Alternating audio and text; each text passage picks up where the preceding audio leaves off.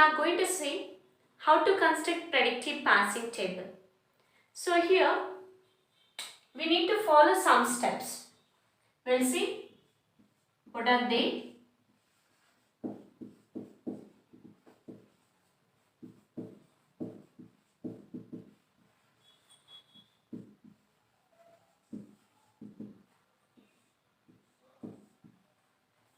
So while we are constructing predictive parsing, we need to follow 4 steps. First one, we need to check whether the grammar has ambiguity or not. Check whether the grammar has ambiguity or not.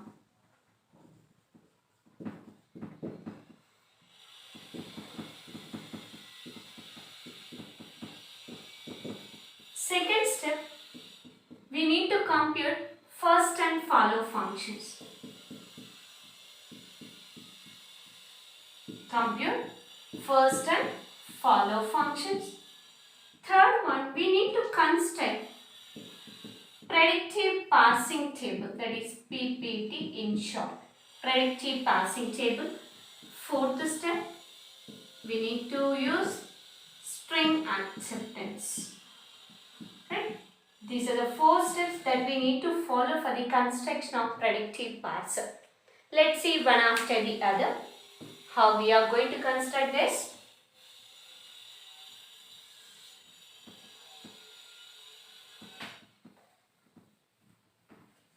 Right.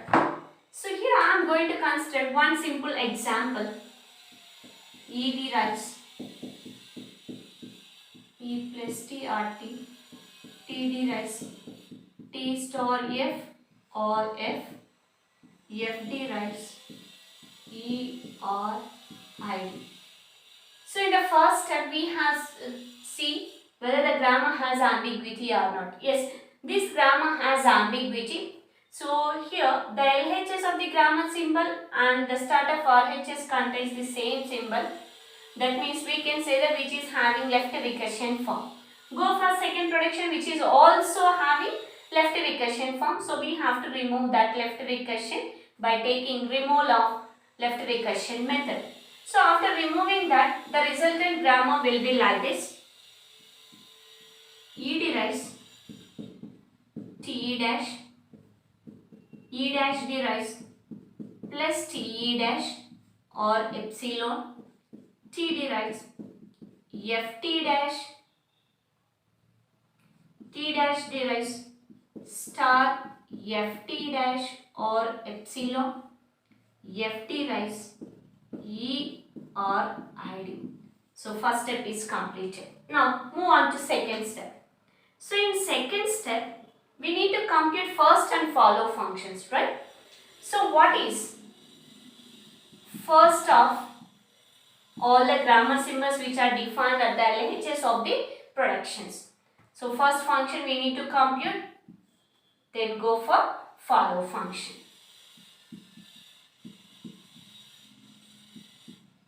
This is what second step, right? So go for first function. What is first of here? As we all know that, so how to compute the first function and follow function. So if anyone missed that session, please go through previous videos that are in Rani's education playlist, right? Okay, so for this production, the first of E is left parenthesis and ID. For E dash plus and epsilon. For T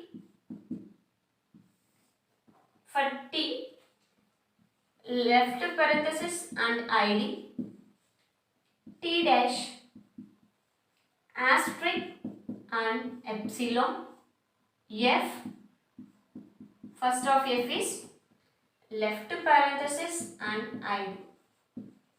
Now move on to follow. What is follow of E here? So that is dollar and right parenthesis. Follow of E dash, that is we can take dollar and right parenthesis. Why? Because here first of E dash, follow of E dash equals to follow of E. Go for what is follow of T here? That is first of E dash, and follow of T equals to follow of E, that is dollar and right parenthesis. T dash. So here first of follow of T dash equals to follow of T, that is plus dollar and right parenthesis. Now what is follow of F? Follow of F is first of T dash, that is asterisk. If I am going to replace epsilon, then follow of F equals to follow of T, that is plus dollar and right parenthesis. Once it is over, now we are going to construct passing table. Passing table. Predictive passing table. So here we are going to take rows and columns. Rows are going to be represented with the grammar symbols that are non-terminals. Columns are going to be represented with terminals. Okay, we'll see how we are going to construct that.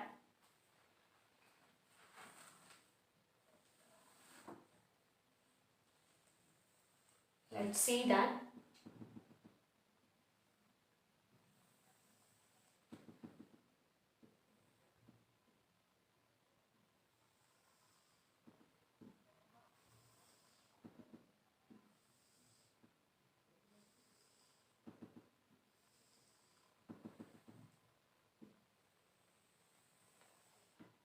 So rows are going to be represented with non-terminals, right? They are E, E dash, T, T dash, okay? E, E dash, T, T dash, and one more is non-terminal F that we want to define here. Right, now move on to terminals. What are the terminals we have here? Left parenthesis, right parenthesis, ID plus asterisk along with dollar. That is plus asterisk, ID, left parenthesis, right parenthesis, and one more is what? Dollar. One more is dollar symbol that we are going to take. Right? So rows are represented with the non-terminals of the grammar, unambiguous grammar, and terminals are nothing but going to be defined in the columns. Right? Now you have to concentrate on first function initially. While we are constructing predictive passing table, first we need to consider first of E terminals. Right? Now move on to what is first of E. Left parenthesis and ID. Here we don't have any epsilon terminal, right? So directly under these two terminals we are going to write the E production. Under left parenthesis you are going to write E production, that is E derives T dash. Go for ID. Under ID also we are going to write E production, that is E derives T dash. Right? Go for first of E dash. First of E dash is plus and epsilon. So first we need to write E dash production under plus, that is E dash derives plus T dash. Right? Now what if there is an epsilon terminal in the first of any grammar symbol? In that case, directly you'll move on to what is follow of the same non-terminal, that is what is follow of E dash here? Dollar and right parenthesis, right? So under these two terminals we are going to write E dash production as epsilon. Under dollar we are going to write E dash as epsilon production, under right parenthesis as well. E dash derives epsilon. Right? Now move on to what is first of T here? Left parenthesis and ID. Directly under these two terminals we are going to write T production. Right? So under left parenthesis T derives F T dash under D under ID as well. TD rise F T dash. Go for T dash here, star and epsilon. Here first we need to write the T dash production under asterisk symbol, that is T dash D rise star F T dash. Right? What if there is a epsilon h in one of the terminals of first of a grammar symbol? Directly we'll move on to its corresponding follow function. So what is follow of T dash here? Plus dollar and right parenthesis. Under these three terminals, we are going to write the production as T dash D rise epsilon. Okay, under plus T dash D rise epsilon, T dash D rise epsilon, under dollar T dash D rise epsilon.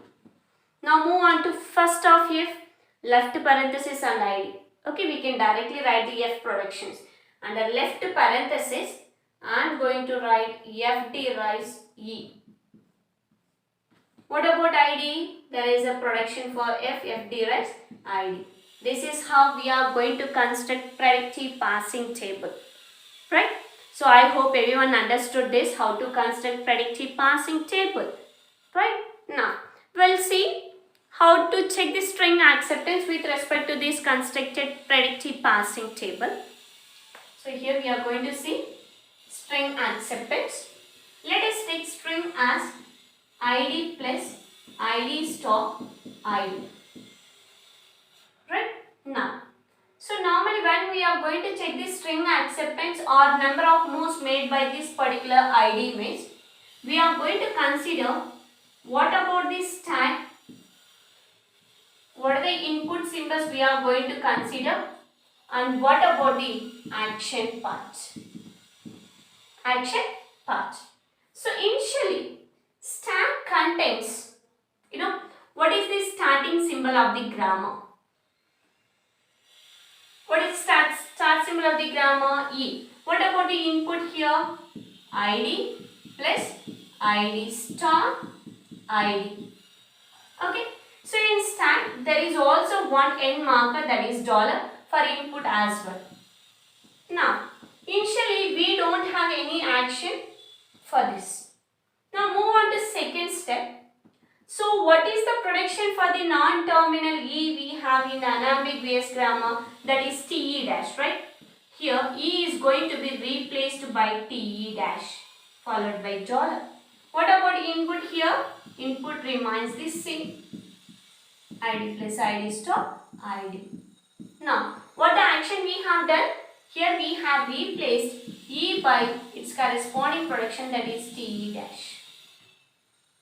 Now, so whenever we are going to use the predictive passing, you need to remember we are going to follow top-down approach.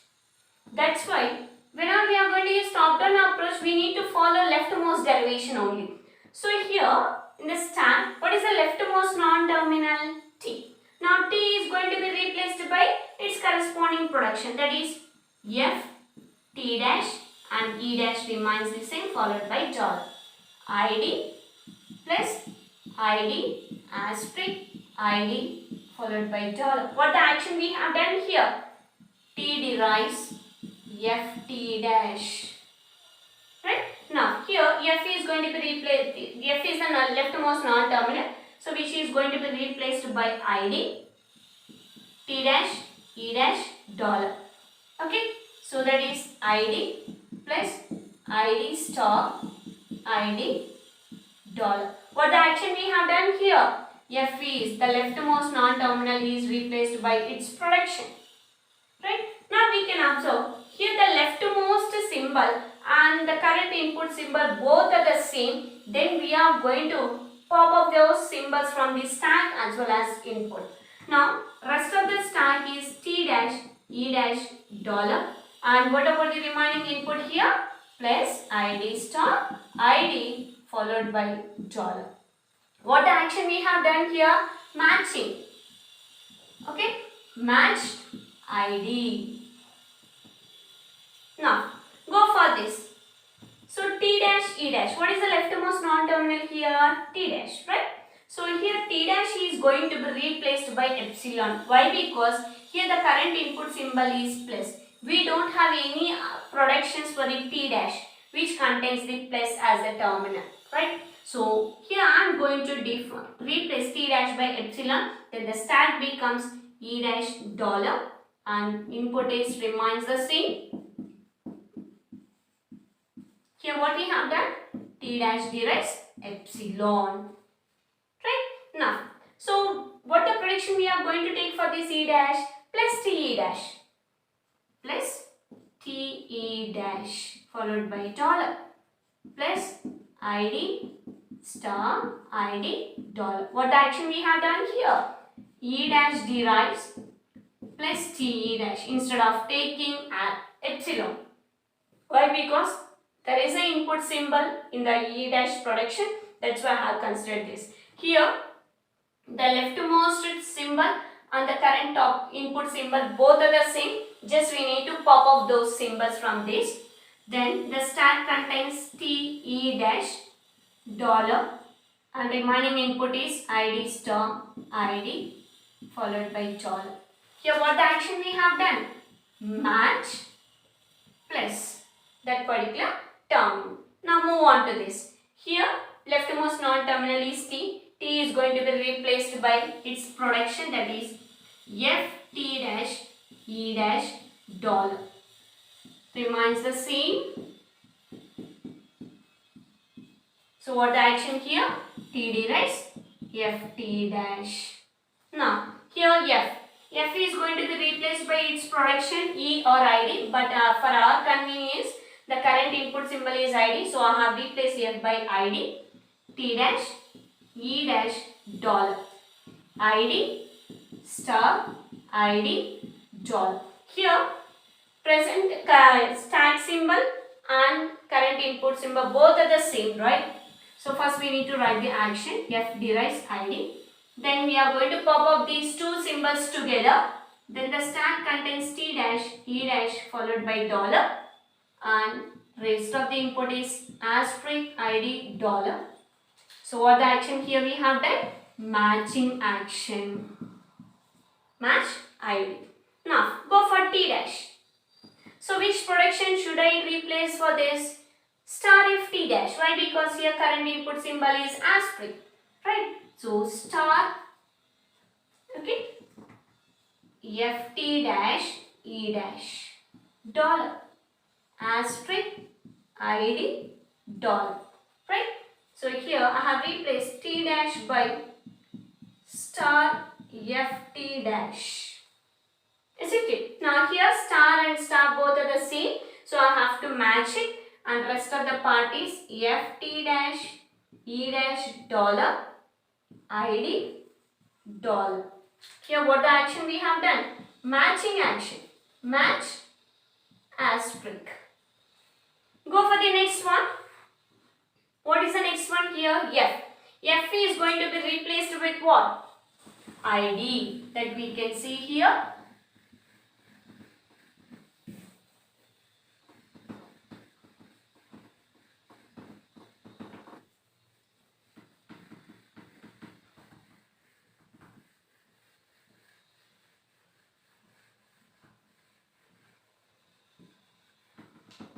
Right. So here F is replaced by ID. Now stack contains ID, T dash, E dash followed by dollar. What about input here?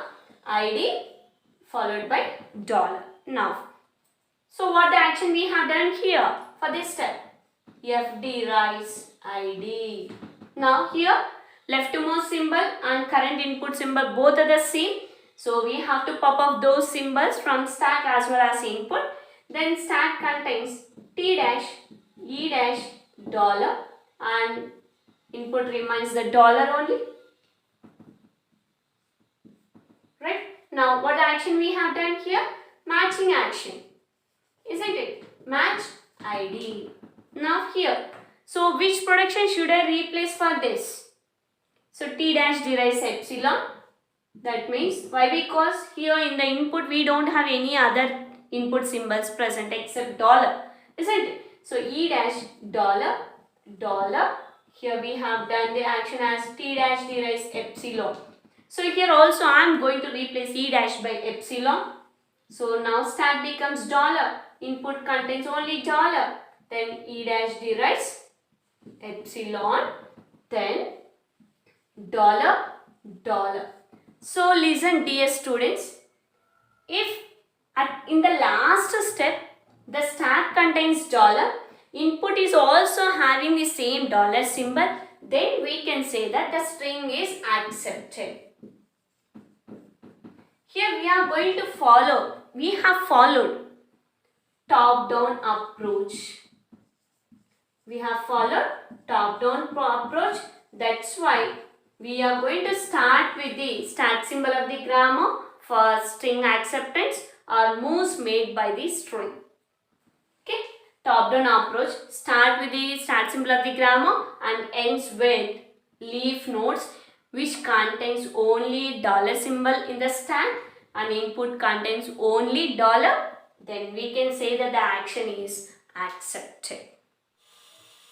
Dear friends, after construction of predictive passing table, we need to check whether the given grammar is LL1 grammar or not.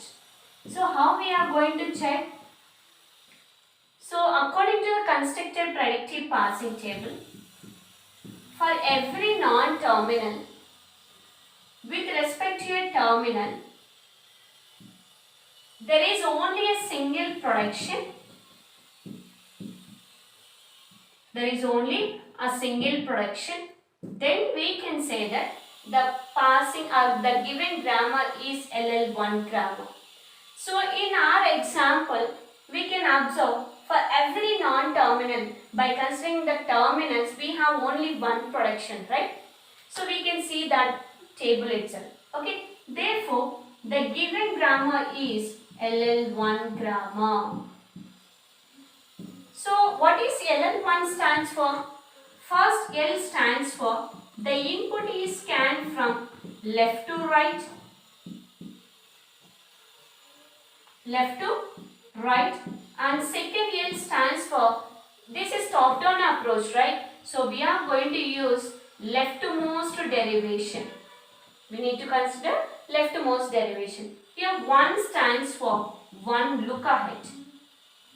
One look ahead in the sense, for every terminal with respect to a non-terminal, we are going to generate only one production.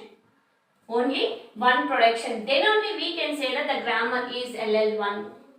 So dear friends, I hope you have enjoyed this session. So if you have any queries, please post your queries in the comment section. Like, share, comment and subscribe. Thank you.